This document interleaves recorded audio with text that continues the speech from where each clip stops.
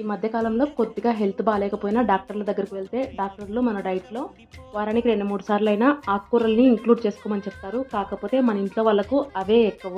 మన హెల్త్కి ఎంతో మంచిదైనా చుక్కకూరతో ఇలా ఒక్కసారి చేసి పెట్టండి, చాలా టేస్టీగా ఉంటుంది. 2 కప్పులు కందిపప్పు తీసుకొని శుభ్రంగా కడిగేసి నీళ్లు వేసి స్టవ్ పైన పెట్టి కందిపప్పులో పొంగు వచ్చిన తర్వాత పొంగు మొత్తం తీసేసి తర్వాత శుభ్రంగా కడిగి పెట్టుకున్న చుక్కకూర, పచ్చిమిరపకాయలు 2 టమాటాలు వేసుకొని ఉప్పు పసుపు వేసి 2 విజిల్స్ రానిచ్చుకోండి. టమాటాలు పూర్తిగా ఆప్షనల్, వేసుకుంటే వేసుకోవచ్చు లేదంటే లేదు. కుక్కర్ ఆవిరి మొత్తం పోయిన తర్వాత అందులో నీళ్లు పక్కకు ఉంచేసి ఫస్ట్ చుక్కకూర, టమాటా, పచ్చిమిరపకాయల్ని పక్కన ఒక గిన్నెలోకి తీసుకొని మెత్తగా ఎనిపేసుకోవాలి.